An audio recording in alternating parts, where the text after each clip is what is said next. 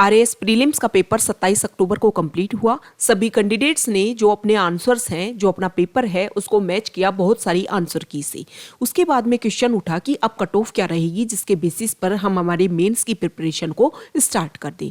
बहुत सारे coaching institute ने स्टार्टिंग में जो कट ऑफ है वो बहुत ही हाई प्रेडिक्ट की थी, जैसे कि 85 प्लस जिसके नंबर है मेल में या फिर 90 प्लस जिसके नंबर है मेल में, वो अपनी प्रिपरेशन स्टार्ट कर दे। इसके अलावा जो फीमेल है उसमें भी उन्होंने 75 टू 80 नंबर प्रेडिक्ट किए थे। इसके अकॉर्डिंग आप अपनी कैटेगरी वाइज जो अपने नंबर्स हैं उनको काउंट कर सकते हो।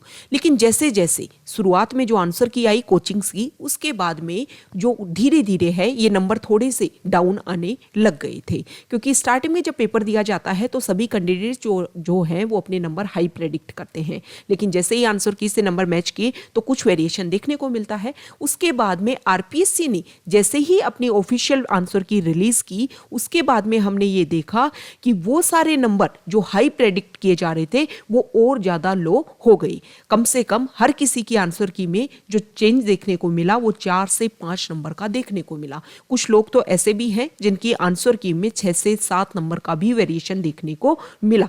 मतलब पहले जिसके 80 नंबर आ रहे थे उनके लगभग 73 टू 75 नंबर के बीच में उनके नंबर काउंट हुए ऑफिशियल आंसर की के बाद में। अब जो परेशानी है, जो डाउट है, वो यहीं पर नहीं रुका, क्योंकि बहुत सारे क्वेश्चंस ऐसे हैं जो गलत हैं और आरपीएससी ने उनका गलत आंसर माना है, जिसमें से हम कुछ क्वेश्चंस के बारे में डिस्कस करेंगे। सबसे पहले तो जो 4 क्वेश्चंस जो डिलीट हुए हैं ना, उनमें से एक तो कमेटी वाला क्वेश्चन और एक जो लोकायुक्त वाला जो क्वेश्चन है, इनको लेकर के सभी लोगों ने जिनको इसको करेक्ट किया था वो इसको सही मान रहे थे और उसके अकॉर्डिंग अपने नंबर काउंट कर रहे थे। अब ये डायरेक्टली डिलीट ही हो गए हैं, तो लगभग 3 नंबर का नुकसान उठाना पड़ा है हर कैंडिडेट को। ओके, इसके अलावा अगर हम देखें तो बहुत सारे क्वेश्चन ऐसे हैं जिनके ऊपर 8 से 10 नवंबर तक जो ऑब्जेक्शन लगाने की परमिशन दी थी आरपीएससी ने कि आप ऑफिशियल आंसर की के ऊपर ऑब्जेक्शन लगा सकते हो कि इन क्वेश्चंस को लेकर हमें परेशानी है और इन आंसर्स को लेकर के हमें परेशानी है।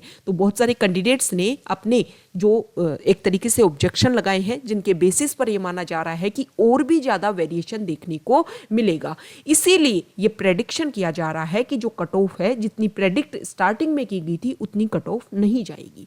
देखो, जैसे क्वेश्चन नंबर 3 है, ऑफिशियल पेपर के अकॉर्डिंग है, गणगौर जो फेस्टिवल वाला क्वेश्चन है, इसको लेकर के वो सारे कैंडिडेट्स जिनको कोचिंग आंसर की के अकॉर्डिंग जिनका आंसर सही था वो इसको अपना सही प्रेडिक्ट कर सकते हैं। मतलब इसके नंबर अपने फाइनल नंबर्स में जोड़ सकते हैं, क्योंकि इसका आंसर जो है वो चेंज होगा, वो बाय मिस्टेक इसका आंसर जो है वो गलत प्रिंट हो गया है।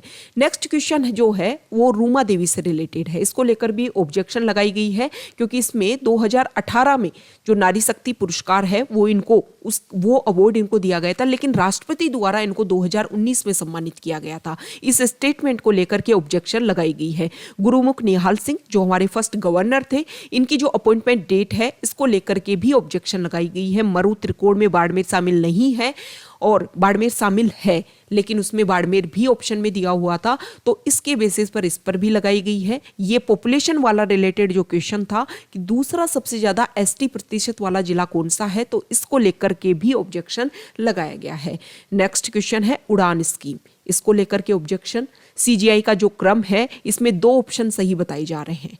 साइंस में जो ग्लोबल तापमान वाला जो टेम्परेचर वाला क्वेश्चन आया था, ये फ़ारेनहाइट में इसमें आंसर दे रखा था, इसका आंसर 1.8 डिग्री सेल्सियस होना चाहिए, लेकिन फ़ारेनहाइट में ऑप्शन दे रखे थे, तो ये भी डिलीट किया जाएगा। नागरिक अधिकार पत्र वाला जो क्वेश्चन है इसको लेकर के भी संशय है। सौर वेधशाला वाला क्वेश्चन 2018 में ये क्वेश्चन पूछा गया था, लेकिन इसको डिलीट कर दिया गया था हाईकोर्ट के थ्रू। इसको दोबारा पूछ लिया गया है और इस बार आरपीएससी ने इसको डिलीट भी नहीं किया है, तो इसको बेसिस पर इसके माना जा रहा है कि इसको भी डिलीट किया जाएगा। नगर परिषद में मनोनीत जो सदस्य हैं इनकी संख्या के ऊपर भी डाउट है।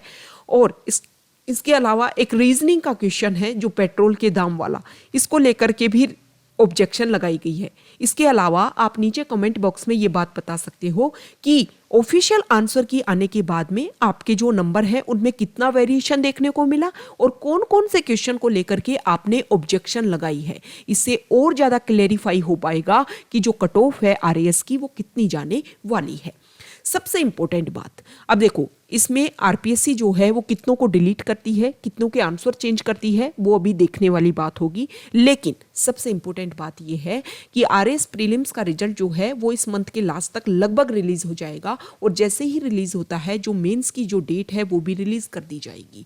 मेंस जो है जिस तरीके से ये लग रहा है कि गवर्नमेंट इस वैकेंसी को फटाफट क्लियर करवाना चाहती है, इससे जो मेंस है वो जल्दी ही होगा। अब देखो, अगर आप मेंस की प्रिपरेशन स्टार्ट ना करके सिर्फ कट ऑफ के फेर में पड़े हुए हो, और अगर आपको मान लो मेरे अकॉर्डिंग या वोल्केनो आरएएस अकेडमी के अकॉर्डिंग जो भी सर्वे है, जो भी पोल है, जो भी स्टूडेंट ने अपने आंसर्स दिए हैं, उन्होंने अपनी बात बताई है, उससे ये लगता है कि जो कट ऑफ है वो हाई तो नहीं जाएगी। मेरे अकॉर्डिंग वो स्टूडेंट जिनकी गर्ल्स में 60 प्लस जिसके नंबर हैं, और मेल में जिनके लगभग 70 प्लस नंबर है, 68 प्लस नंबर है मेल में, और गर्ल्स में 60 प्लस नंबर है, गर्ल्स में 60 प्लस और मेल में 68 प्लस, उनको मेंस की प्रिपरेशन स्टार्ट कर देनी चाहिए। अब आप ये क्वेश्चन करोगे कि मैम आपको कैसे पता कि कट ऑफ इतनी जाएगी? हो सकता है कट ऑफ हाई चली जाए, हो सकता है कट ऑफ हाई चली जाए, क्योंकि हर कोई जो है वो अपने तरफ से सिर्फ प्रेडिक्शन कर रहा है, एक्सपेक्टेड कट ऑफ बता रहा है, अनुमानित कट ऑफ बता रहा है, और अनुमानित कट ऑफ जो बताई जाती है वो आपके एक्सपीरियंस बेस्ड बताई जाती है। इसके अलावा जो आप जिन लोगों से मिलते हो, वो सारे कैंडिडेट्स, वो सारे अभ्यर्थी जिन्होंने पेपर का लेवल देख करके एक प्रेडिक्शन दिया, उसके आधार पर एक कट ऑफ बताई जाती है। सिर्फ और सिर्फ ये कारण है। देखो, हाई जाने का जो एक रीजन है वो सिर्फ और सिर्फ है रूल नंबर 15। रूल नंबर 15 में ये चेंजेस हुआ है कि मोस्ट 15,000 जो नंबर है कैंडिडेट के वो उठाए जाएंगे। इसके बेसिस पर ये माना जा रहा है कि कट ऑफ हाई जा सकती है। लेकिन जिस तरीके से जो क्वेश्चन पेपर का लेवल था और जो आरपीएससी की ऑफिशियल आंसर की आई, उससे ये लगता है कि जो कट ऑफ है वो हाई नहीं जाएगी। अब 60 प्लस नंबर और 70 प्लस नंबर, 68 प्लस नंबर मेल में और ये फीमेल में, इससे ज़्यादा जिसके नंबर है वो प्रिपरेशन स्टार्ट कर दो। देखो, अगर आपको आरएएस बनना है तो प्रिपरेशन तो आपको करनी पड़ेगी। अगर आप इस बार सिलेक्ट नहीं हो रहे तो नेक्स्ट वैकेंसी जो है वो 2023 के स्टार्ट में आ जाएगी, मतलब आपके पास में कंप्लीटली 2022 ईयर है। सभी को पता है कि आरएएस जो है वो 2 महीने की तैयारी से आपका कभी क्लियर नहीं होगा। आपको अगर आरएएस प्रिपरेशन करना है तो 1 ईयर कम से कम आपको देनी होगी पहले से। आपका प्री मेन सिलेबस कंप्लीट होना चाहिए, तभी जाकर के आप आरएएस जो है वो कंप्लीटली निकाल पाओगे। नहीं तो क्या होगा, आप प्रीलिम्स निकाल दोगे, फिर मेंस के फेर में फिर फंस जाओगे, फिर दोबारा मेंस निकाल दोगे, फिर इंटरव्यू के फेर में फंस जाओगे। तो फुल फ्लैश आपकी तैयारी इस तरीके से हो कि आप एक ही अटेम्प्ट में अपना जो प्रिपरेशन है उसको कंप्लीट करो, और एक ही अटेम्प्ट में आपका जो कंप्लीट सिलेक्शन है, फाइनल लिस्ट में अच्छी रैंक के साथ में आपका सिलेक्शन हो। और वो तभी कंप्लीट हो पाएगा तब आपका जो सिलेबस है वो आपके हाथ में हो। तो अपनी प्रिपरेशन स्टार्ट करो। अगर मेंस लिखने का टाइम मिलेगा, मेंस लिखने का प्रेडिक्शन यही है कि ये जो नंबर्स हैं उनको मेंस लिखने का इस अटेम्प्ट में उनको मौका मिलेगा। और अगर नहीं मिलता है, मान लो जो कट ऑफ है वो 65 प्लस जाती है, तो कोई इसमें आपका कोई नुकसान नहीं है। बहुत सारे कैंडिडेट जो हैं वो बहुत सारे एग्जाम्स की तैयारी करते हैं, जैसे बीएड जिन्होंने कर रखी है वो टीचर्स की तैयारी करते हैं। तो अभी सेकंड ग्रेड की, फर्स्ट ग्रेड की वैकेंसी आएगी, उसमें भी आप अपना अटेम्प्ट दे सकते हो, और जल्दी जो आरएएस की वैकेंसी आएगी उसमें आपका पढ़ा हुआ काम आएगा। और अगर 60 प्लस कट ऑफ जाती है तो आपके लिए तो सुनहरा अवसर है ना, तो उसको भुनाइए ना उस सुनहरे अवसर को। कट ऑफ के फेर में मत पड़िए। अगर आप तैयारी करोगे वो भी आपको नुकसान नहीं देगा, और आप कट ऑफ के वीडियो देख करके मान लो जो कट ऑफ है वो 60 जाती है, उस टाइम आपको क्या होगा कि यार 1 मंथ हमने वेस्ट कर दिया। हम उस टाइम प्रिपरेशन करते तो लगभग हमारा 1/3 जो सिलेबस है वो हम कंप्लीट कर चुके होते। और कुछ बेसिक बुक्स हैं जैसे हिस्ट्री है, ज्योग्राफी है, इसके अलावा इकोनॉमी है, इकोनॉमिक सर्वे है, करंट अफेयर्स हैं, ये कभी वेस्ट नहीं जाएंगे। इसके अलावा और भी पॉइंट्स हैं, ये कभी वेस्ट नहीं जाएंगे। साइंस है, टेक है, ये हर जो एग्जाम है उसमें इंपॉर्टेंट रोल प्ले करते हैं। तो इनके ऊपर अपना पकड़ बनाइए, ओके, उनके ऊपर फोकस कीजिए। ये हर एग्जाम में आपको हेल्प करेंगे। और जब मान लो आपका प्रीलिम्स हो जाता है तो आपका एक तरीके से सिलेबस भी कंप्लीट होगा, आपके अंदर कॉन्फिडेंस भी आएगा कि टाइम वेस्ट नहीं हुआ, हमने यूटिलाइज किया और देखो आज हमारे काम आ रहा है। तो प्लीज़ अपनी प्रिपरेशन स्टार्ट कीजिए, अपनी प्रिपरेशन के ऊपर फोकस कीजिए। हम जल्दी आपके जो मेंस आंसर राइटिंग है उसके अकॉर्डिंग आपकी जो सूजस है, सूजस बहुत इंपॉर्टेंट रोल प्ले करती है, उसमें आप आंसर्स को कैसे स्टार्ट कर सकते हो ये हम आपको बताएंगे। ये सब कुछ हम आपके लिए लेकर के आने वाले हैं। तो अपनी प्रिपरेशन में आप जुड़ जाइए, मेंस के अकॉर्डिंग अपनी प्रिपरेशन स्टार्ट कर दीजिए। Okay, thank you.